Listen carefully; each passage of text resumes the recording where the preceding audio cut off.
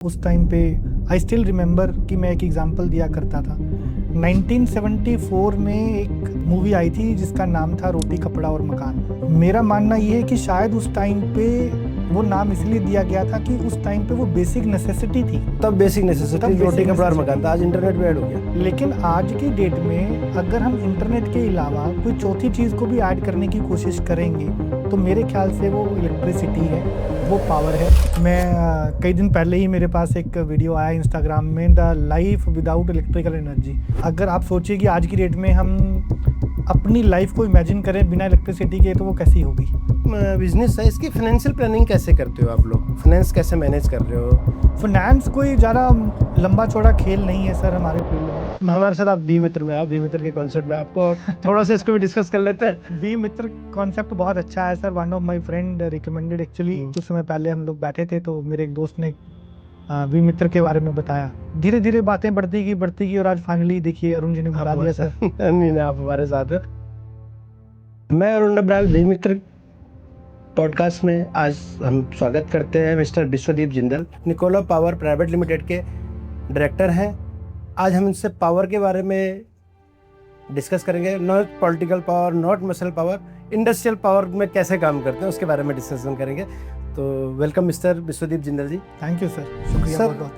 Normally ये discussion forum है जिसमें हम पॉडकास्ट में डिस्कसन करते हैं। आप हमसे पूछते हो हमारे बिजनेस के बारे में, हम आपके बिजनेस के बारे में से, पर इस जर्नी को हम थोड़ा सा किस तरह से करेंगे मैं उसका थोड़ा सा आपको आइडिया देता हूँ। इसमें हम लोग 14 पॉइंट के आसपास डिस्कस करेंगे, जिसमें हम आपका बिजनेस क्या है, आपके प्रोडक्ट्स क्या हैं, आपका बिजनेस का बैकग्राउंड क्या है, आपके रोल्स और रिस्पॉन्सिबिलिटीज़ क्या हैं बिजनेस में, आपके कंपनी की स्ट्रक्चरिंग कैसी है, आप मार्केटिंग वगैरह कैसे करते हैं, आपके फाइनेंशियल्स कैसे मैनेज करते हैं आप लोग, आपके फ्यूचरिस्टिक प्लान्स क्या हैं, आपकी नेक्स्ट जनरेशन जो है वो किस तरह से बिजनेस में इन्वॉल्व होगी या क्या होगी आप, और हमारे वी मित्र से रिलेटेड कुछ हम आपसे डिस्कशन करेंगे।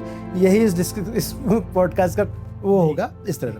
तो विश्वदीप जी, हम स्टार्ट करते हैं कि आपका बिजनेस किस चीज़ का, क्या बिजनेस करते हैं जो आप निकोला पावर प्राइवेट लिमिटेड में कर रहे हैं? सर, जैसा कि हमारी कंपनी में नाम ही सजेस्ट कर रही है, Nikola power private limited. So basically हम लोग पूरे इंडिया में, even out of India also, हम पावर सेक्टर में डील करते हैं, जिसमें हम इंडस्ट्री की पावर रिलेटेड नीड्स को कंप्लीट करते हैं। मेरे को अभी भी याद है, मैं इस लाइन में आने से पहले एक टीचिंग प्रोफेशन में भी था। अच्छा। मैं अपने नाम के आगे डॉक्टरेट भी लगाता हूँ। I have done the doctorate in transformer conditioning monitoring as well. तो डॉक्टरेट में एक अच्छा पहलू होता है कि आपको कुछ साल के लिए ड्यूरिंग द रिसर्च बच्चों को भी पढ़ाना पड़ता है। हाँ, ये को उसका एक पार्ट है उसका। तो मैं बच्चों को जब पढ़ाया करता था तो तब भी मैं इलेक्ट्रिकल इंजीनियरिंग ही मेरा कोर फील्ड है। तो उस टाइम पे आई स्टिल रिमेंबर कि मैं एक एग्जांपल दिया करता था। 1974 में एक मूवी आई थी जिसका नाम था रोटी कपड़ा और मकान। हाँ जी, बिल्कुल। मेरा मानना ये है कि शायद उस टाइम पे वो नाम इसलिए दिया गया था कि उस टाइम पे वो बेसिक नेसेसिटी थी। हाँ जी, तब बेसिक नेसेसिटी रोटी कपड़ा और मकान था। आज इंटरनेट पे ऐड हो गया। लेकिन आज की डेट में अगर हम इंटरनेट के अलावा कोई चौथी चीज को भी ऐड करने की कोशिश करेंगे तो मेरे ख्याल से वो इलेक्ट्रिसिटी है, वो पावर है, जिसके बिना शायद इंटरनेट भी बंद हो जाएगा। उसके बगैर वो भी नहीं चल सकता। तो ये इलेक्ट्रिसिटी बेसिक एक डिमांड है। तो हम इस डिमांड को पूरे इंडिया में इंडस्ट्रियल्स बेल्ट में, सेक्टर में हम इसको कंप्लीट कर रहे हैं सर। तो ये निकोला नाम कैसे पड़ा है? निकोला टेस्ला के नाम पर है या वैसे निकोला नाम रखा आपने? सर, आपने बिल्कुल सही पकड़ा है, ये निकोला टेस्ला के नाम पे है। जब मैं डॉक्टरेट में था तो मेरा एक अच्छा हमेशा से ही विजन रहा है कि कोई ना कोई ऐसी चीज़ हो जिसको आज की डेट में हम देखते हैं हमारे आसपास चारों तरफ तारों का जंजाल है। हाँ जी। तो निकोला टेस्ला एक साइंटिस्ट थे जिन्होंने वायरलेस पावर का ट्रांसमिशन का एक इन्वेंशन करी थी। बिल्कुल। उस इन्वेंशन में वो एक जगह से दूसरी जगह पावर को ट्रांसमिट करना चाहते थे without the wires, without any conducting year two year. Yes. तो लेकिन वो रिसर्च उनकी पूरी नहीं हो पाई। तब से ही, जब से मैं इस इलेक्ट्रिकल फील्ड में आया था, when I started my teaching in electrical engineering, तब से ही, पहले दिन से ही जब हमें इलेक्ट्रिकल सब्जेक्ट था, तब मैंने इलेक्ट्रिकल को ढूंढा। उस टाइम पे सबसे पहला नाम निकोला टेस्ला मैंने हाँ। पढ़ा था गूगल पे इलेक्ट्रिसिटी से रिलेटेड। अच्छा। तब से ही वो माइंड में कैप्चर था कि शायद कुछ ऐसा करना है। तो जब अपनी कंपनी का इन्वेंशन करने का मौका मिला तो हमने उसी नाम को चूज किया सर। अच्छा, तो आप पावर सेक्टर में आपका फैमिली बिजनेस है या ये, इससे थोड़ा सा बैकग्राउंड बताएंगे कि आप पावर सेक्टर में कैसे आए हैं, क्या है? फैमिली बिजनेस भी आप कह सकते हैं sir. We are basically into this business from the 1994, right. अच्छा। तो पिछले आज की डेट में हम कहें तो 26 और 34 सालों से हम लोग इस फील्ड में काम कर रहे हैं।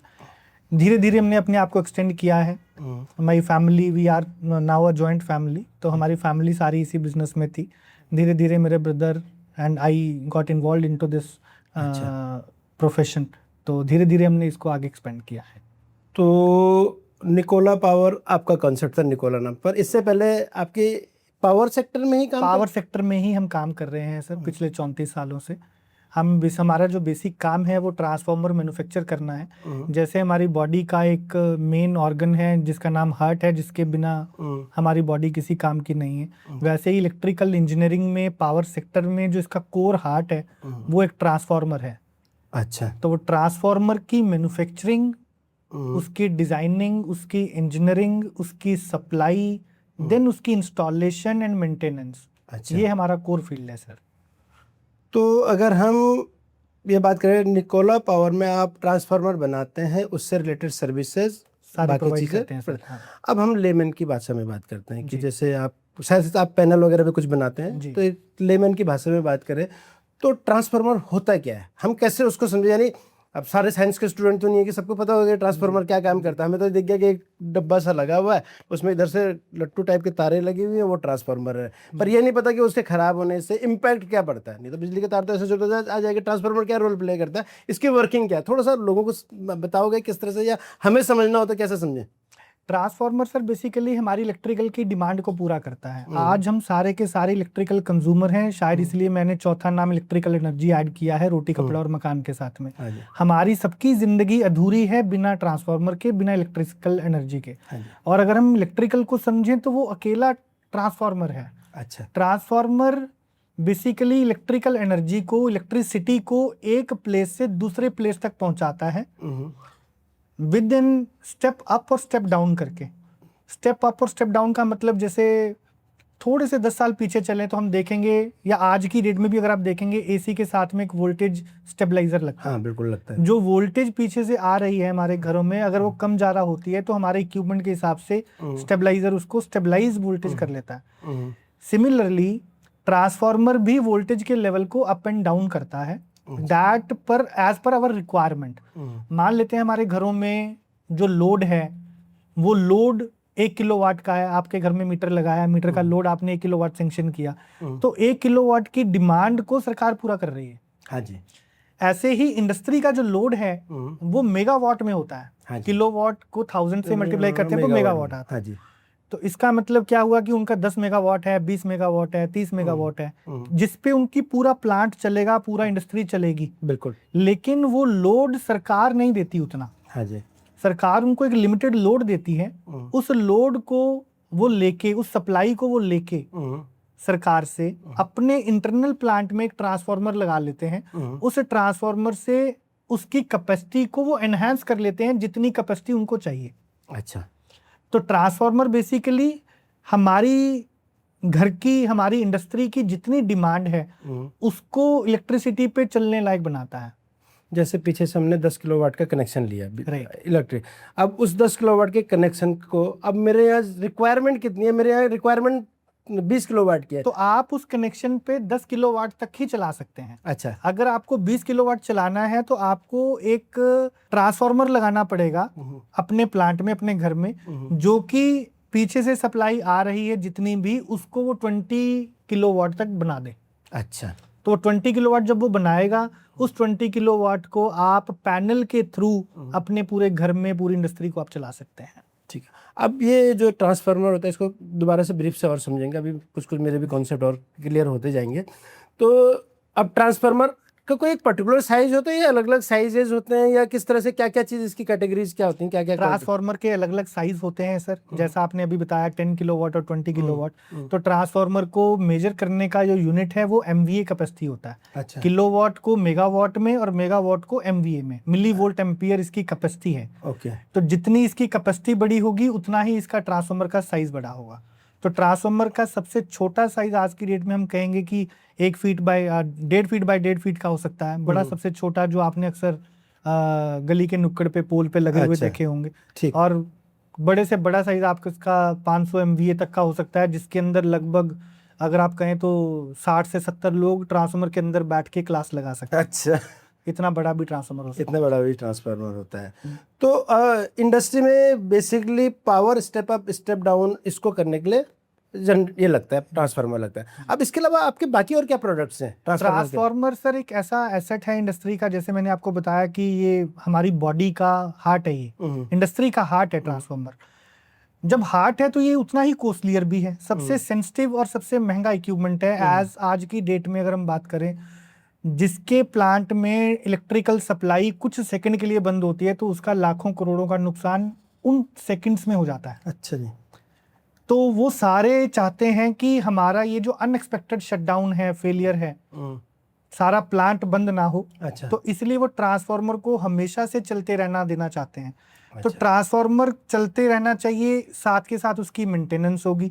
तो ट्रांसफार्मर में फॉल्ट आने से पहले ट्रांसफार्मर के आसपास बहुत सारी चीजें लगती हैं जो ट्रांसफार्मर को बचाने का काम करते हैं कि कभी कोई फॉल्ट आया तो सबसे पहले ट्रांसफार्मर ना हमारा शटडाउन कंडीशन में जाए, उसके आसपास की चीजें उसको बचा लें और वो खराब हो या वो ट्रिप हो जाए, ताकि ट्रांसफार्मर की लाइफ को बचाया जा सके। तो उससे रिलेटेड आप बाकी चीजें भी वो बनाते सारी हैं? चीजें ट्रांसफार्मर से इनपुट साइड में भी पैनल्स लगते हैं, अच्छा। जिनको एलटी पैनल कह देते हैं। अच्छा, एलटी का मतलब लो टेंशन पैनल है, जो अच्छा। कम वोल्टेज से ज्यादा वोल्टेज मान लेते हैं ट्रांसफार्मर बना रहा है। ट्रांसफार्मर फॉर एग्जांपल समझते हैं, उसकी एक इनपुट वोल्टेज है 11 किलो वोल्ट और आउटपुट वोल्टेज है मान लेते हैं 33 किलो वोल्ट। हाँ जी। तो 11 लोअर साइड पे हो गया, इसलिए इसकी तरफ लगने वाले पैनल को एलटी पैनल और 33 केवी जो हायर साइड पे है उसकी तरफ लगने वाले हायर पैनल एचटी पैनल हम लोग कहते हैं।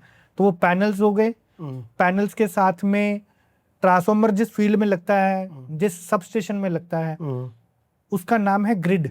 अच्छा। उस ग्रिड के अंदर जब आप सरकार से सप्लाई लेते हैं तो सप्लाई सबसे पहले एक लाइटनिंग अरेस्टर पर आती है। लाइटनिंग अरेस्टर से आइसोलेटर पे, आइसोलेटर से सीटी पे, सीटी से पीटी पे। तो ये सारे कुछ टेक्निकल इक्विपमेंट्स हैं जो ट्रांसफार्मर के साथ में लगते हैं। तो आम जनता कभी इनको सीख पाएगी कि नहीं? बिल्कुल सीख पाएगी सर। कि क्या क्या चीजें बड़ी होती कोई मुश्किल चीजें नहीं है, ये सारी चीजें भी ट्रांसफार्मर के साथ में लगने वाली चीजें हैं और बहुत आसान है।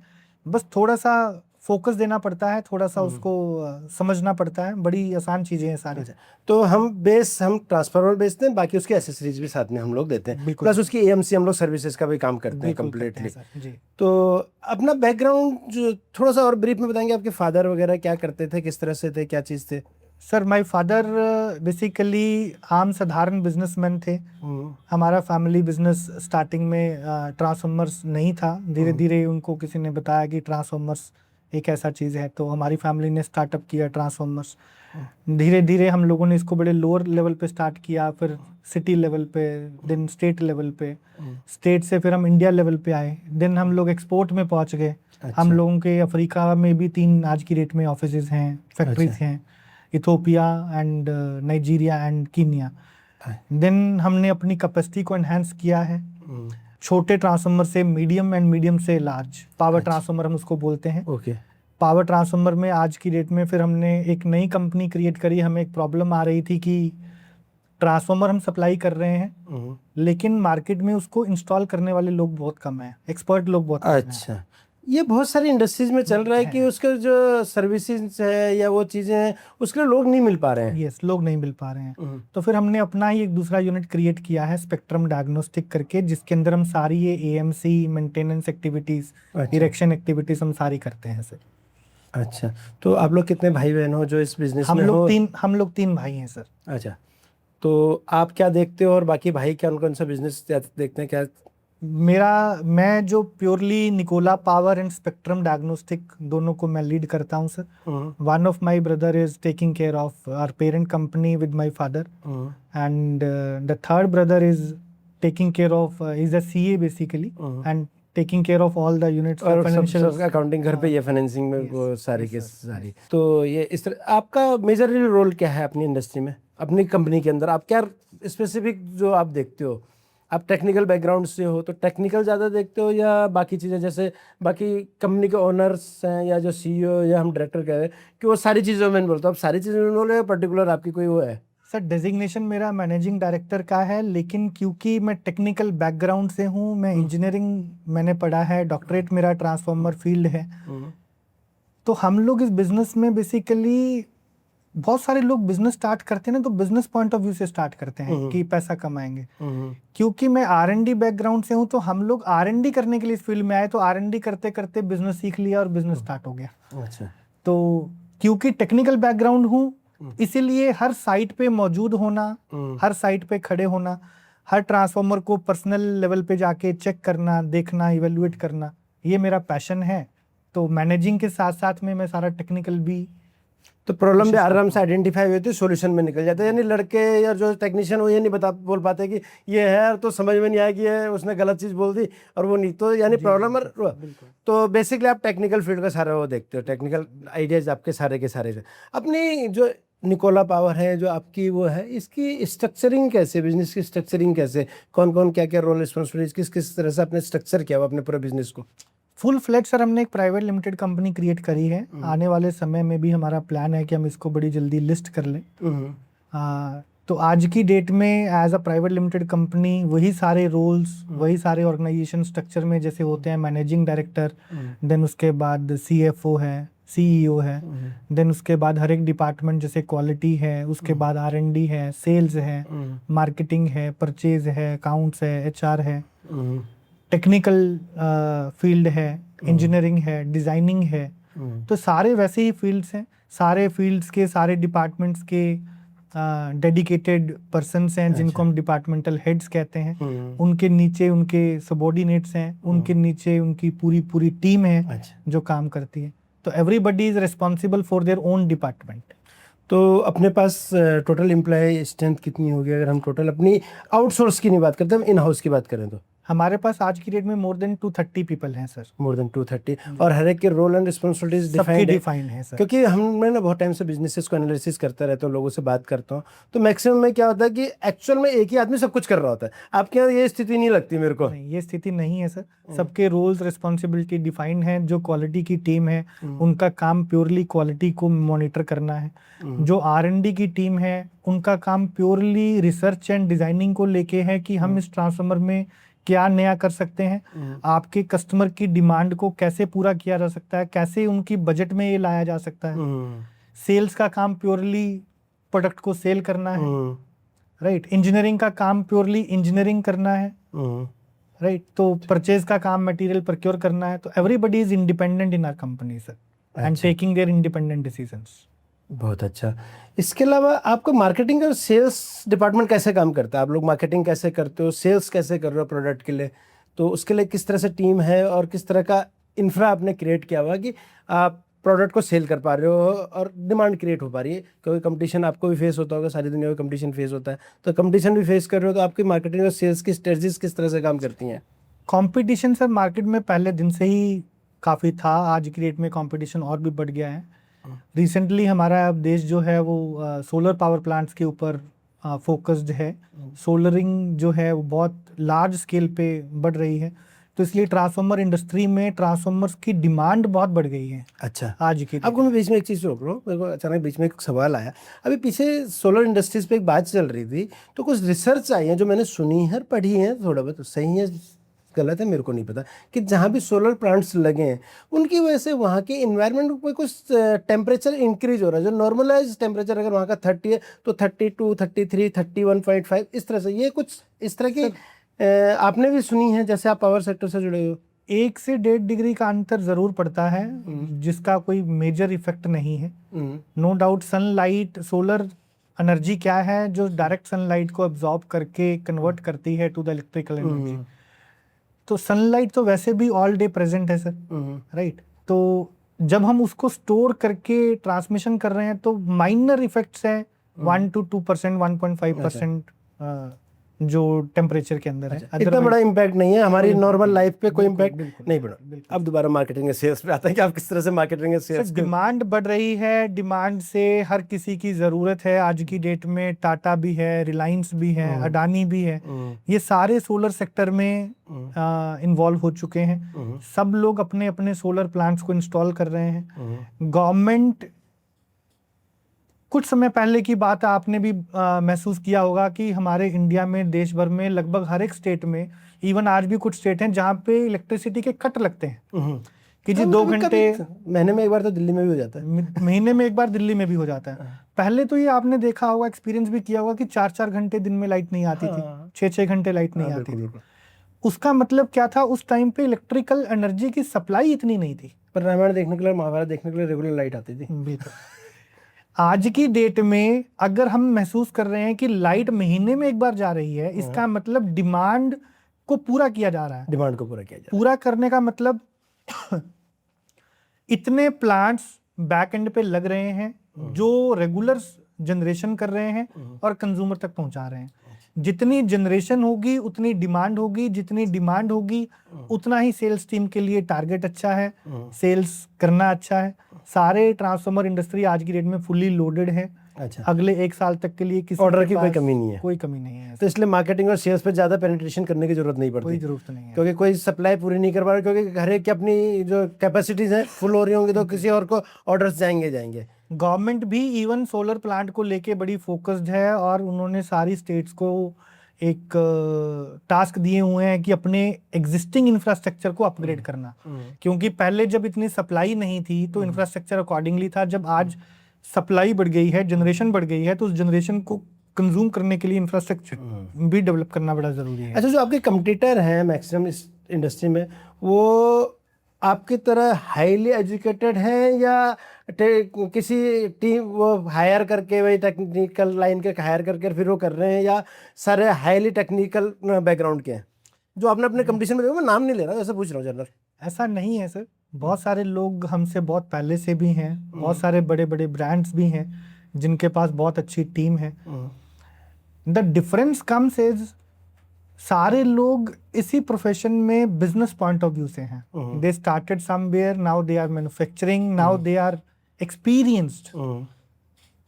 बट हम जो इस फील्ड में हैं, क्योंकि टेक्निकल फील्ड है, डॉक्टरेट लेवल तक की पढ़ाई करी है, तो उसके अंदर की सारी R&D हमें पता है। इंटरेस्ट के पॉइंट ऑफ व्यू से अगर हम बात करें तो हमारा इंटरेस्ट ज़्यादा है आपके प्रोडक्ट को लेके, आपके एसेट को लेके। तो हम मोर कंसर्न हैं आपके ट्रांसफार्मर को लेके, किसी भी ट्रांसफार्मर को लेके। मुझे अभी भी याद है, लास्ट वीक एक कस्टमर है हमारा, उनका फ़ोन आया कि हमारे ट्रांसफार्मर में एक फॉल्ट आ गया है। संडे का दिन था, लास्ट संडे की बात ही है। I called my engineering team that you have to present at that time.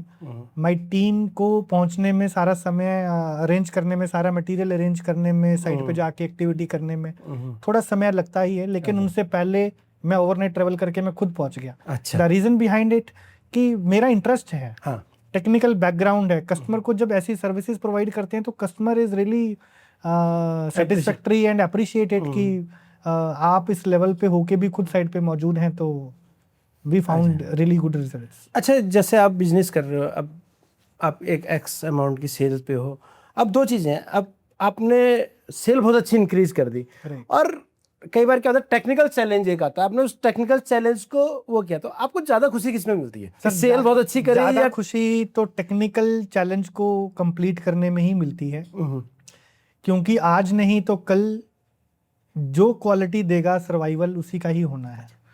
अब सर्वाइवल जब क्वालिटी अच्छी देंगे, टेक्निकली आपकी कोई रिक्वायरमेंट है, कोई चैलेंज है, उसको कंप्लीट करेंगे, तो डेफिनेटली एक मन को संतुष्टि होती है कि that we are enough competent and we can do much better, we can do better and we are providing the better services and we are really appreciated by the customer.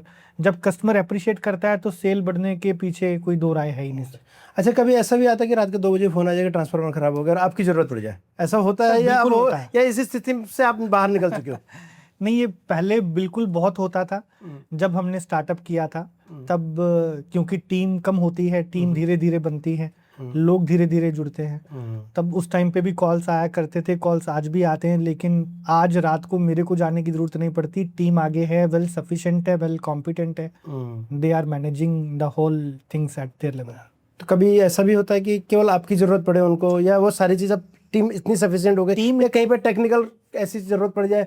Team आज की date में इतनी sufficient है, सारे के सारे highly educated हैं, well skilled हैं, वेल क्वालिफाइड हैं, वेल एक्सपीरियंस्ड हैं हमारे पास जो टीम है, तो वो सारी चीज़ें अपने आप हैंडल कर लेते हैं। But anyhow some time if they feel कि कोई चीज़ डिस्कस करने वाली है तो वो बिना डिस्कस किए आगे नहीं बढ़ते हैं, तो वो रात को 2 बजे भी कॉल कर लेते हैं कि सर हम यहाँ परेशान हैं, यहाँ कैसे होगा, तो आई ऑलवेज प्रेजेंट है। तो जैसे अब हम इंडिया की बात करते हैं, तो इंडिया में क्या होता है कि लोग बहुत सारे बिजनेस करते हैं। आपका टेक्निकल फील्ड का बिजनेस है, इंडिया में R&D पे बहुत कम खर्चा करते हैं कंपनीज, वो R&D पे काम ही नहीं करता। आप R&D पे किस तरह से काम कर रहे हो, या इन फ्यूचर में कोई वो है कि हम रिसर्च एंड डेवलपमेंट में इस फील्ड को कुछ और नई उस पर ले जाए कि प्रोडक्ट इस तरह से बनाए कॉस्ट इफेक्टिव हो और हम ज़्यादा सप्लाई पे अच्छी तरह से काम करें कुछ और तरीके से? सर क्योंकि मेरा फील्ड टेक्निकल है, डॉक्टरेट का मतलब भी रिसर्च है। यहाँ पे बिल्कुल 5-6 साल आपको कम से कम लगे होंगे किसी। मैंने खूब उस टाइम पे रिसर्च करी है, तो आज की डेट में मेरे 2 पेटेंट्स भी फाइल्ड हैं, और I am an member of IEEE committee, IEC committee, I am a part of CPRI team also, BIS also. अच्छा, जिसके अंदर बहुत सारी R&D करके उस R&D को सेंट्रलाइज लेवल पे पब्लिश करना होता है। हाँ जी। तो ट्रांसफॉर्मर इंडस्ट्री पे भी हमने खूब R&D करी है। ट्रांसफॉर्मर इंडस्ट्री में R&D में फॉर एग्जांपल एक जैसे हमारी बॉडी का ब्लड होता है ना, तो ऐसे ही ट्रांसफॉर्मर में उसका ब्लड उसका ऑयल होता है। हाँ जी। तो जैसे हमारी बॉडी में ब्लड का सैंपल लेके हम बॉडी में आने वाले फॉल्ट को डायग्नोज करते हैं, तो ट्रांसफॉर्मर में भी हम लोग उसके ऑयल का सैंपल लेके उसको टेस्ट करके उसके फॉल्ट को डायग्नोज करते हैं कि क्या इसमें कोई फॉल्ट तो नहीं है। आज की डेट में उस ऑयल को मिनरल ऑयल कहा जाता है, जिसका मार्केट प्राइस आज की डेट में, क्योंकि पीछे हॉर्मुज बंद था तो पर खुल गया शायद, थोड़ा उम्मीद लग रही है खुल रहा है, तो आज की डेट में उसका प्राइस 150 रुपीज पर लीटर के आसपास है। अच्छा, लेकिन जिसको हम ट्रांसफॉर्मर ऑयल भी बोलते हैं, ट्रांसफॉर्मर ऑयल भी बोलते हैं, बायोडिग्रेडेबल नहीं है, फॉरेन कंट्रीज में वो बैंड है, और कुछ फॉरेन कंट्रीज में स्पेशली यूरोपियन कंट्रीज में वो बैंड है। तो इंडिया अभी एस्टर बेस ऑयल पे शिफ्ट कर रहा है, लेकिन प्रॉब्लम कहाँ है, एस्टर बेस ऑयल में उसकी कॉस्टिंग ऑलमोस्ट 5 to 6 टाइम्स है। अच्छा, एक ट्रांसफॉर्मर के लिए। तो एस्टर बेस ऑयलिंग का मतलब क्या होता है? क्या ये ऑयल है, किस टाइप का ऑयल है? ये एस्टर ऑयल है सर, जो वेजिटेबल सीड से बनता है। अच्छा, एस्टर। अच्छा, एस्टर। हाँ। तो इसकी कॉस्टिंग 5 से 6 गुना है। तो R&D में हमारी टीम ने इसको बड़े ही पॉजिटिव वे में लिया, and they found a one new type of oil which is costing के काम मामले में तो वो मिनरल ऑयल के बराबर है, लेकिन परफॉर्मेंस के मामले में वो एस्टर ऑयल के ऊपर। तो जो ट्रांसफॉर्मर ऑयल है इसको मिनरल ऑयल बोलते हैं सर। तो मिनरल ऑयल क्यों पड़ा है इसका पर्टिकुलर नेम? ये क्रूड ऑयल का ही प्रोडक्ट है सर बेसिकली। और ये तो मेरे को भी सर्च आउट करना पड़ेगा, बहुत अच्छा सवाल है। दूसरी चीज, जैसे ये अब आप कह रहे हो बायोडिग्रेडेबल नहीं है ट्रांसफॉर्मर ऑयल, तो जब ये खराब होता है क्योंकि ऑयल कर रहा है, तो जैसे गाड़ी का ऑयल वैसे काम करता है, वैसे काम करता है, तो फिर इस ऑयल को फिर वो कैसे करते हैं, खत्म कैसे करते हैं, या इसका वो क्या है next step? Pollution control board है सर यहाँ पे, गवर्नमेंट द्वारा ऑथोराइज वेरियस लोग हैं जिनको लाइसेंस दिया गया है इस ऑयल को स्क्रैप करने के लिए। So we are authorise to sell this scrap oil to those authorise vendors only. और वो क्या करते हैं? वो इसको रिसाइकिल करते हैं सर। अच्छा, तो रिसाइकिल करके अगेन इसको दोबारा से रिफाइन करके रिसाइकलिंग होके ये नया मिनरल ऑयल के रूप में ही पेश हो जाता है। नहीं, वो तो निकलेगा, लेकिन उस जब रिफाइन करेंगे तो कुछ ना कुछ तो उसमें निकलेगा। उसका क्या, उसमें क्या मिनरल्स निकलते हैं, ऐसी क्या चीजें निकलती हैं? उसमें मिनरल्स नहीं है सर, उसमें काफी चीजें वेस्ट होती हैं, उनसे वो कुछ ग्रीसिंग में यूज कर लेते हैं, कुछ लोग उसमें लुब्रिकेशन ऑयल में यूज कर लेते हैं। हाँ, वो सारे पार्ट्स। जैसे हमने टायर का देखा कि टायर को दोबारा उससे ऑयल बना रहे हैं, बड़ी सारी चीजें वो निकाल रहे हैं दोबारा ये चीज। बट अगेन मैं भी बड़ा टाइम से कंसर्न है इस टाइप के जो रिसाइकलिंग प्रोडक्ट का इंडिया में बहुत सारी चीज़ें इकट्ठी हो रही हैं ऐसे। बिल्कुल। तो इस पे कुछ काम कर रहे हो, आप लोग भी कर रहे हो, या गवर्नमेंट या अलग कंपनीज ही काम कर रहे हम अभी तक इस फील्ड में कोई काम नहीं कर रहे हैं सर, बट हमारा प्लान है कि हम रिसाइकलिंग में भी कुछ ना कुछ आगे ज़रूर करें। हमारी टीम कंटिन्यूसली काम कर रही है। हो? अच्छा हम लोग अपना एक रिसाइकलिंग यूनिट भी प्लान कर रहे हैं मिनरल ऑयल को लेके ही, अच्छा जिसके अंदर हम एग्जिस्टिंग स्क्रैप मिनरल ऑयल को लेके उसको रिफाइन करके किसी तरीके से हम उसको नया बना के दोबारा से हम लोग यूज़ तो जैसे मैं अभी आप कह रहे थे कि एस्टर ऑयल जो आ रहा है वो 5 to 6 टाइम कॉस्ट ज़्यादा है, तो वो 5 to 6 टाइम अगर कॉस्ट ज़्यादा, लेकिन आप कह रहे हो कि ख़राब नहीं होता, रीयूजेबल है, तो वो उतनी कॉस्ट तक काम करता है या नहीं करता? बिल्कुल करता है सर। उसकी लाइफ ऑलमोस्ट 5 टाइम्स है as compare to the mineral oil. और फिर उसका बायोडिग्रेडेबल है या नहीं है? वो बायोडिग्रेडेबल भी है सर। आज की डेट में बहुत सारी कंपनीज ने उसको बनाना भी स्टार्ट कर दिया है। कुछ R&D भी अभी सेंट्रलाइज लेवल पे चल रही है। कुछ गवर्नमेंट ने जैसे BHEL है, NTPC है, पावर ग्रिड, ये सभी भी ट्रांसफार्मर्स को उस ऑयल के बेस के ऊपर रन कर रहे हैं। अस्टर ऑयल मेरे हिसाब से उससे बनता है जो एक अरंडी का बीज बोलते हैं, ये वही है ना, जिसको अणु तेल भी बोलते हैं हिंदी में? बिल्कुल वही है ना? बिल्कुल सर। अच्छा, अब इसकी तो खेती भी इंडिया में बहुत जगह हो रही है। तो पहले तो जंगली हुआ करता है, मैं उत्तराखंड से रहने वाला हूँ, तो उत्तराखंड में तो जंगल में बहुत होता है। बिल्कुल होता है। इसके वो बीज आते हैं, उसके अंदर से उसको फिर, और इस अस्टर ऑयल के वैसे भी बहुत सारे यूजेस हैं। बिल्कुल है सर, बिल्कुल है सर। तो इन फ्यूचर में हम उम्मीद करेंगे कि लोग अस्टर ऑयल की खेती करेंगे, तो इससे हमारे ट्रांसफार्मर की और बाकी चीज़ों की लाइफ ठीक होगी जी। इसके यानी हम ट्रांसफार्मर को ये भी कह सकते हैं कि बिल्कुल एक गोपनीय वो है, चुपचाप रहने वाला एक वो है, अनसंग हीरो है, जो लोगों की लाइफ को वो करता है लेकिन लोगों को पता नहीं है। बहुत इजी कर दिया ऐसे ट्रांसफार्मर ने लाइफ को, not the transformer but the electrical energy. मैं कई दिन पहले ही मेरे पास एक वीडियो आया इंस्टाग्राम में, the life without electrical energy. अगर आप सोचिए कि आज की डेट में हम अपनी लाइफ को इमेजिन करें बिना इलेक्ट्रिसिटी के, तो वो कैसी होगी? हमने जी हुई है, हमने जी रखी है, लेकिन आज की जनरेशन से अगर हम देखें तो वो कैसी होगी? बिल्कुल हमने जी है, तब वो शायद उस टाइम पे उतने रिसोर्सेज नहीं थे, उतना वैसा एक माहौल नहीं था, बड़ी इजी भी लगती थी। अब जैसे आपका हमारा पॉडकास्ट होता है, अगर पावर नहीं होती या हमारे कनेक्शंस नहीं होते, फोन नहीं होते, तो हमें क्या पता एक हफ्ता पहले वो डिसीजन लेने होते हैं, और बिल्कुल फिर पता नहीं आप कब आओगे, नहीं आओगे, नहीं आया भी आ रहा तो पता नहीं है। तो बहुत सारी चीज़ें लाइफ में चेंजेस से बहुत सारी चीज़ें एडिशंस हुई हैं। दूसरी अब मैं एक चीज़ और समझना चाहता, अपनी जो बिजनेस है इसकी फाइनेंशियल प्लानिंग कैसे करते हो आप लोग? फाइनेंस कैसे मैनेज कर रहे हो?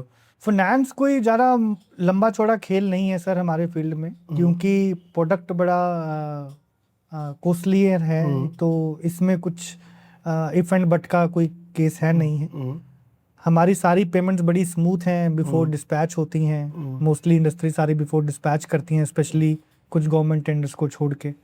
अदरवाइज कैश फ्लो मेंटेन करना बड़ा इजी है। जो चीज़ किसी ने ऑर्डर दिया है वो पेमेंट्स करता है, we manufacture, we get the full payment and we deliver the product. अच्छा, तो ऐसे फाइनेंशियल स्ट्रेस कोई नहीं आता, यानी क्योंकि आपको ऑर्डर आया तो एडवांस के बेसिस पे आएगा, अब बिफोर डिलीवरी आपके ऑलमोस्ट सारी पेमेंट्स होंगी।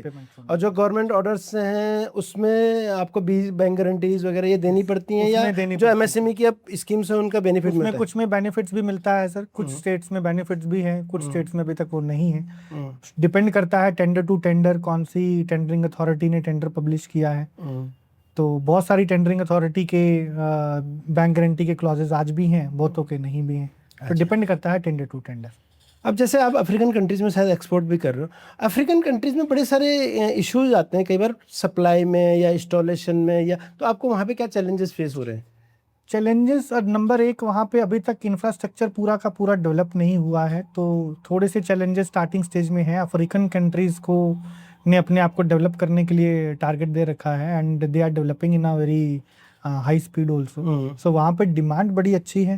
सो हम लोग काफ़ी टाइम से वहाँ पे काम कर रहे हैं, और हमारे पास वहाँ पे आज की डेट में बहुत अच्छा बिजनेस है। अच्छा, बहुत अच्छा पोर्टफोलियो है।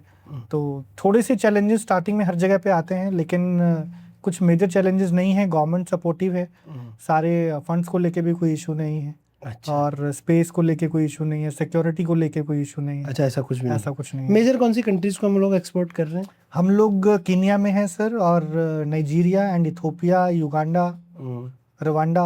अच्छा, हम इन कंट्रीज में काम कर रहे हैं सर।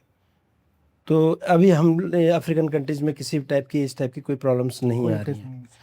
अब जैसे हम लोग दूसरी चीज़ कहते हैं, जब हमारे पास ऑर्डर्स की क्वांटिटी बहुत अच्छी है, मार्केट में कंपटीशन कम है, तो हमारी प्रॉफिटेबिलिटी भी ऑब्वियसली ज़्यादा होंगी जी। तो जो आपको बिजनेस से जो प्रॉफिट्स होते हैं, जो भी आप लोग प्रॉफिट्स होते हैं या वो होते हैं, तो मैंने बहुत सारे बिजनेसेस में देखा है कि हमारे जो बिजनेसेस ख़त्म हो रहे हैं लोगों के, वो क्या करते हैं, बिजनेस के प्रॉफिट्स को रियल एस्टेट में लगाते हैं। तो आपका क्या मानना है, आप लोग भी ऐसा कर रहे हैं या आप बिजनेस एक्सपेंशन पे पैसा लगा रहे हैं, वर्किंग कैपिटल को वहाँ लगा रहे हो या नहीं लगा रहे हो? नहीं सर, हमारा प्लान कोई भी रियल एस्टेट को लेके नहीं है। हम लोग प्योर टेक्निकल लोग हैं, R&D ओरिएंटेड हैं। तो हमें लगता है जी हमें सिर्फ टेक्निकल ही आता है। अच्छा। हम लोग रियल एस्टेट के मास्टर्स नहीं हैं, ना ही हमें वो ज़्यादा खेल समझ में आता है। तो हमें लगता है जी हम जिस बिजनेस में हैं, जिस काम में हैं, एक बड़ी अच्छी लाइन है कि जहाँ पे जिस काम को जहाँ पे प्रेजेंट है वहाँ एक बार में एक ही जगह पे प्रेजेंट रहें। अच्छा, तो इसका मतलब ये है कि जी जिस काम को कर रहे हैं वो उसी काम में ही लगे रहें तो ज़्यादा अच्छा है। बिल्कुल सही बात। मैं भी यही बोलता हूँ लोगों को कि रियल एस्टेट एक बबल है, एक वो है सपना है अलग टाइप का, जो लोग देखते रहते हैं और कभी उस चीज़ से ना एक बबल टाइप का जिसकी कभी भी पूरी नहीं होती, और लोग बिजनेस से निकाल के वहाँ पैसा लगा रहे हैं। मैंने बहुत सारी चीज़ें देखी, लोग फिर भी नहीं समझ पाते कि अब तक क्यों लगता है लोगों की रियल एस्टेट ही बहुत ज़्यादा अर्निंग का सोर्स है। बट अगेन बिजनेस का पैसा ला के लोगों को, मैंने बहुत लोगों के बिजनेस खत्म होते हुए देखे। पर मेरे को बड़ा अच्छा लगा कि आप लोग इस तरह की प्रैक्टिस में नहीं हो कि प्रॉफिट्स को, अब इसी को अगर आपके प्रॉफिट्स वगैरह आप एकुमुलेट कर रहे हो तो आप नए क्या वेंचर्स पे स्टार्ट करना चाह रहे हो, क्या नेक्स्ट फ्यूचरिस्टिक प्लान्स हैं, क्या क्या करना चाह रहे हो? फ्यूचरिस्टिक प्लान में सर हम लोग अब्रॉड में और एक्सप्लोर करना चाह रहे हैं। अभी कुछ प्लान्स हैं अब्रॉड को लेके कि MNC तो आज की डेट में हम लोग हो ही गए हैं, तो कुछ और कंट्रीज में भी हम लोग प्लान कर रहे हैं, स्पेशली गल्फ कंट्रीज में। एंड अभी इंडिया में भी हम लोग अपने मल्टीपल यूनिट्स को क्रिएट कर रहे हैं स्टेट वाइज में। अभी हम कर्नाटका गवर्नमेंट के साथ में रिसेंटली एसोसिएट हुए हैं, तो we are planning to have our 1 unit in the Karnataka as well. अच्छा, तो हमारा प्लान टेक्निकल फील्ड से रिलेटेड ही है और टेक्निकल एक्सपेंशन को लेके ही। अच्छा, बिजनेस करने में जो इंडिया में ईज़ ऑफ डूइंग बिजनेस, मेरे को भी लगता है गवर्नमेंट अच्छा काम करे, लेकिन ईज़ ऑफ डूइंग बिजनेस में अभी काफ़ी कंट्रीज है, चाइना या कई कंट्रीज है, हम पीछे हैं। आपको क्या लगता है इसमें कैसा कि ease of doing business India में कैसा है? इंडिया में बिजनेस जो ईज ऑफ बिजनेस जो है कोई टफ नहीं है sir. No doubt there is some tax की लायबिलिटीज जो हैं अदर कंट्रीज के कंपैरेटिवली थोड़ी सी हायर साइड पे हैं, बट गवर्नमेंट की तरफ से आज की डेट में फुली फंडेड सपोर्ट्स बहुत सारी हैं। नए स्टार्टअप्स को लेके गवर्नमेंट बड़ी फोकस्ड है। बहुत सारे मेरे ऐसे मित्र हैं, नोन हैं, जिन्होंने कुछ ही साल पहले कंपनी को स्टार्टअप किया है, स्टार्टअप में रजिस्टर किया है, गवर्नमेंट की तरफ से ग्रांट्स मिल रही हैं। तो गवर्नमेंट बड़ा अच्छा एक सपोर्ट ले रही है पिछले लगभग 10-15 सालों में कि नए एंटरप्रेन्योर बनना है जी, एंटरप्रेन्योर बनाना है जी। मेड इन इंडिया पे गवर्नमेंट का फोकस है, तो हर necessary support whatever required to a businessman is providing by the government. So India में मैं कह सकता हूँ मेरा पर्सनली एक्सपीरियंस जो रहा है कि ease of business is very easy as of now. अब गवर्नमेंट को अगर हम कोई इंडस्ट्री को और अपग्रेड करना है, वो करना है, तो गवर्नमेंट को क्या नया स्टेप लेना चाहिए, क्या होना चाहिए? थोड़ी सी टैक्स की लायबिलिटीज को गवर्नमेंट को कम करना चाहिए। कुछ नेसेसरी जो फैसिलिटीज हैं to the very common consumers को, टू द बिजनेसमैन को, वो सारी चीजें देनी चाहिए। टैक्स की लायबिलिटी भी बड़ी अगर कम हो जाएगी तो वो भी बहुत बड़ी सपोर्ट होगी एक बिजनेसमैन के लिए। अच्छा, और बैंकिंग में क्या मानते हो, आपकी बैंकिंग सपोर्ट आपने लिया है या नहीं लिया, वो अलग, वो आपका वो होगा, पर आपको क्या लगता है बैंकिंग सपोर्ट इंडिया में ठीक चल रहा है अगर फाइनेंसिंग के उसके हिसाब से अगर हम देखें तो? फाइनेंस वैसे तो मेरा फील्ड नहीं है सर, तो ज़्यादा बड़ी ब्रदर देखते हैं चार्टर्ड अकाउंटेंट है, वो चार्टर्ड अकाउंटेंट है, तो हमारी फैमिली में यही है कि जी जब भी कभी फाइनेंस की बात होती है तो he is a wholly solely person whosoever is managing all the funds and financials of the companies. So मेरा ज़्यादा बड़ा एक्सपीरियंस नहीं है इस केस में, लेकिन आज तक हमें कोई भी समस्या बैंकिंग के पॉइंट ऑफ व्यू से हमें नहीं मिली है। आपकी जो बाकी कंपनीज है ब्रदर्स की या जो आपकी सिस्टर कंसर्न है, वो किस किस फील्ड में काम करती है? इसी फील्ड को पूरा वो करती है, फीड करती हैं, या वो डिफरेंट उसमें काम करती हैं? हम इसी फील्ड में हैं सर, प्योरली। अच्छा, इसी को फीड करते हैं आपस में एक दूसरे को? Yes yes. एक कंपनी को हमने प्योरली डेडिकेट किया हुआ है जो कि एक्सपोर्ट्स के लिए काम करती है ओनली। अच्छा। And second company Nikola power जो इंडियन टेरिटरी को हम लोग केटर कर रहे हैं। The third one company is the spectrum company, जिसके अंदर हम लोग पूरा AMCs मेंटेनेंस और ऑयल को डायग्नोज करना, कंडीशन मॉनिटरिंग, लाइफ की, एसेट्स की रिमेनिंग लाइफ क्या है, तो हम लोग वो सारी चीज़ें उसमें करते हैं सर। अच्छा, आपको सारे आपस में एसोसिएटेड हैं। आपको क्या लगता है निकोला टेस्ला का ये सपना कब तक पूरा हो सकता है? सर पूरा हो सकता है, नहीं बड़े छोटे लेवल पे देखें तो पूरा हो चुका है। हाँ, जो हम लोग बहुत सारे चार्जिंग में वही बात कर रहा वायरलेस था चार्जिंग। कि वायरलेस चार्जिंग आज की डेट में आ गई है। तो वायरलेस चार्जिंग अगर आ गई है तो आई थिंक वो दिन भी बड़ा दूर नहीं है जब वायरलेस ट्रांसमिशन भी पॉसिबिलिटी होगी। तो बहुत सारी कंपनीज हैं जो इस लेवल पे R&D कर रही हैं, उनकी निकोला टेस्ला की R&D को आगे बढ़ा रहे हैं।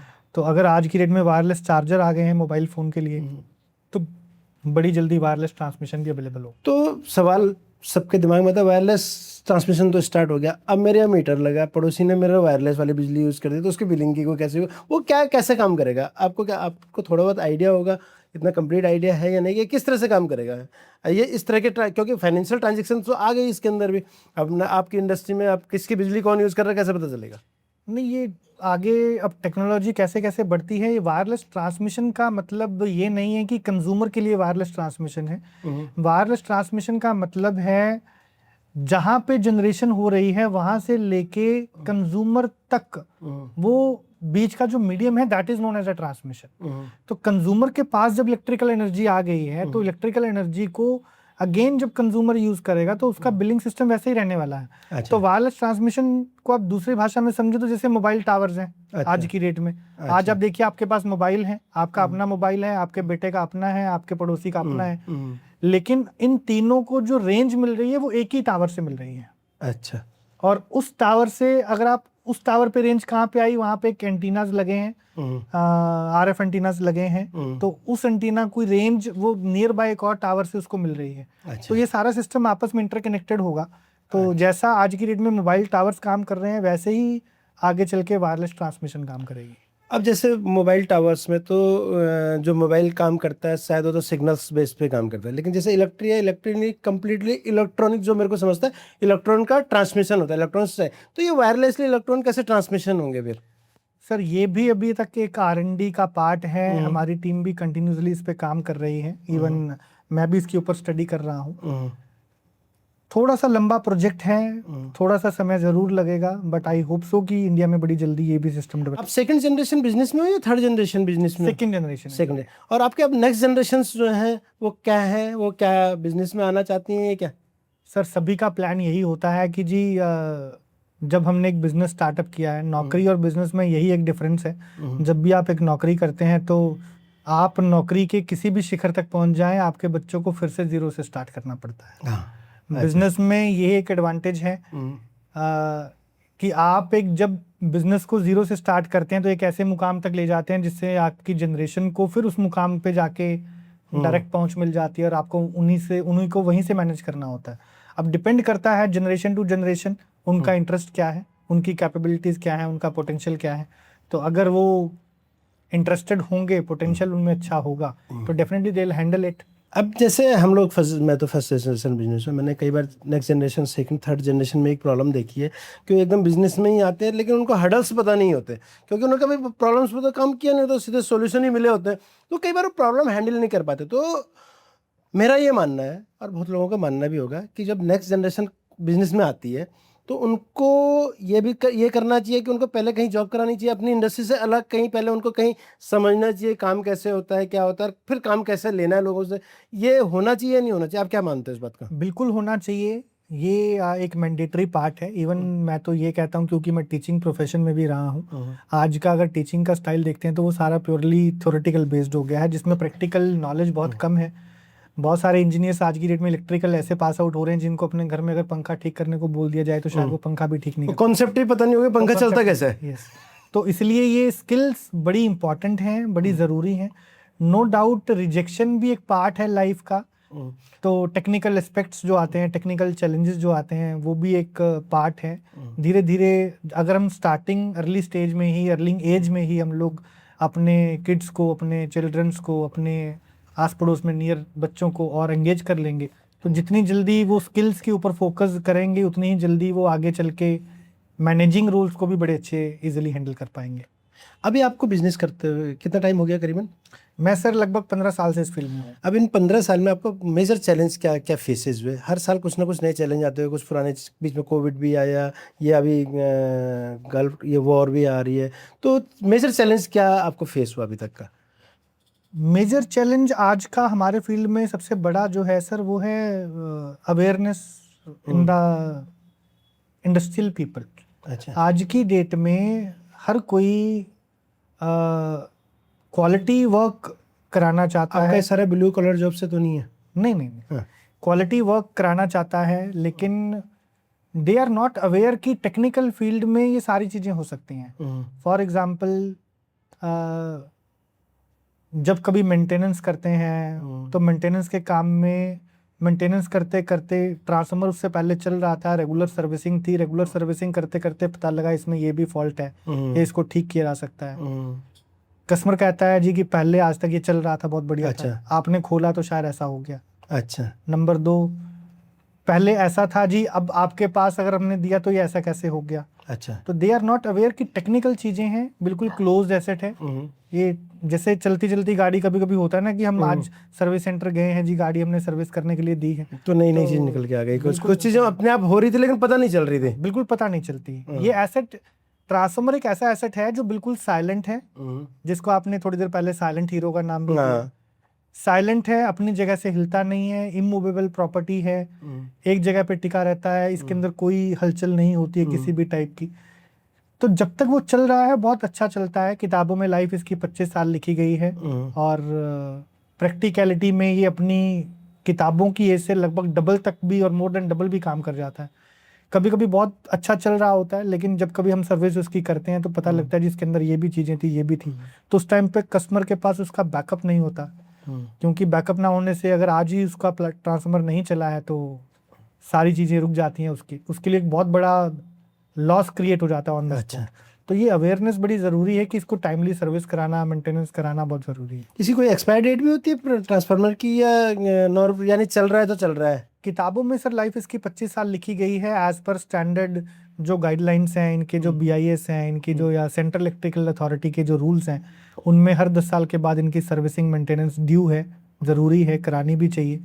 ये जैसा ही प्रोडक्ट है जैसा हम अपनी गाड़ी की 10,000 किलोमीटर के बाद सर्विस कराते हैं। तो whosoever is concerning with the assets वो इस चीज़ को फॉलो भी कर रहे हैं, और बहुत सारी इंडस्ट्री हैं जो इस चीज़ को फॉलो नहीं कर रहे हैं। आपसे मेरी पहली बात हो रही थी, आप IPO में लाना चाह रहे हो, तो कब तक अपना प्लान है IPO का? Sir with in I think next year ये सारी चीज़ें पॉसिबल हो जाएंगी। नेक्स्ट ईयर बिल्कुल हो जाएंगे सर। इससे रिलेटेड कुछ इलेक्ट्रिकल और नए प्रोडक्ट्स आएंगे अपने, या कुछ रिटेल सेगमेंट, ये तो आपका इंडस्ट्रियल सेगमेंट है, कुछ रिटेल सेगमेंट में आयोगे इन फ्यूचर में या नहीं? रिटेल सेगमेंट में सर हमने अभी एक प्रोडक्ट लॉन्च किया है, जैसे सर्विसिंग से ही रिलेटेड है। निकोला पावर का ये प्रोडक्ट है जिसको हम लोग ब्रेकर सर्विसिंग किट बोलते हैं। ये आज की डेट में जो हम दिल्ली NCR में रह रहे हैं, बहुत बड़े बड़े टावर्स, रेजिडेंशियल हम देख रहे हैं, सोसाइटीज देख रहे हैं, उन सबको भी इलेक्ट्रिकल सप्लाई जा रही है। तो उनका भी एक पैनल रूम होता है, उसमें बहुत सारे पैनल्स लगे रहते हैं, तो उनकी भी सर्विसिंग ड्यू रहती है हर 6 महीने में, हर 1 साल में। अच्छा। बहुत सारी सोसाइटीज करती भी हैं, लेकिन उसकी सर्विसिंग में कुछ जो कंज्यूमेबल्स लगते हैं, आज की डेट में वो सारे कंज्यूमेबल सिंगल रूफ में नहीं मिलते हैं, सारे अलग अलग जगह से अरेंज करने पड़ते हैं, जो कि बड़े टाइम कंज्यूमिंग भी हैं और कॉस्टलियर भी पड़ते हैं। अच्छा। तो निकोला पावर ने एक ब्रेकर की सर्विसिंग की किट को इन्वेंट किया है, जिसमें वो सारे consumables including all the instructions, अच्छा, कि कैसे सर्विसिंग करनी चाहिए, वो सारी चीज़ें हमने सिंगल रूफ में एज अ किट बना के पैकेज तैयार किया है। अच्छा। जो एक रिटेलर्स के लिए, सोसाइटीज़ के लिए, जो लोअर लेवल पे काम कर रहे हैं, उनके लिए बड़ा ही यूजफुल प्रोडक्ट है। अच्छा, एक चीज़ और है, जैसे आप ट्रांसफार्मर है, डायरेक्टली इलेक्ट्रिकल हाई पावर्स, आप बड़े जनरेटर बड़े उनमें बना रहे हो, ट्रांसफार्मर बनाते हो, तो आपके पास जो टेक्नीशियन है उनके लाइफ को भी थ्रेट्स होते हैं इसमें, क्योंकि डायरेक्टली पावर में। तो इस टाइप के एक्सीडेंट्स से बचने के लिए हमने किस टाइप की पॉलिसीज, प्रोसीजर क्या करते हैं, क्या SOPs पे काम करते हैं, या किस तरह से इसको मैनेज करते हैं, या कभी कोई घटना ऐसी हुई है जिसने कि आपको मैनेज करने में वो लगा हो? आज तक ऐसी घटना तो नहीं हुई है, लेकिन नो डाउट कि जब हम एक कंपनी को रन कर रहे होते हैं तो जितने भी लोग हमारे साथ काम करते हैं उनकी हेल्थ को मॉनिटर करना, उनको केटर करना भी एक हमारी प्राइम रिस्पॉन्सिबिलिटी बन जाती है। So as a company owner हमने वो सारी SOPs अपने इंटरनली फॉलो कर रखे हैं, प्रिपेयर कर रखे हैं, जिसको सारी कंपनी के लोग फॉलो करते हैं। मोर ओवर हमने अपनी कंपनी में हर एक एम्प्लॉई, इवन पियोन से लेके to the senior most level तक, हमने सभी को एक हेल्थ इंश्योरेंस प्रोवाइड किया हुआ है, अच्छा। एक एक्सीडेंटल इंश्योरेंस प्रोवाइड किया हुआ है। And apart from that, whenever they go to the site to do any kind of transformer related activities या ग्रिड रिलेटेड एक्टिविटीज़, तो उस साइट पे भी उनका वर्कमैन कंपनसेशन एक पॉलिसी होती है जो कि पर्टिकुलरली उसी साइट पे अगर कोई इंजरी होती है तो उसी के अगेंस्ट वो क्लेमेबल है।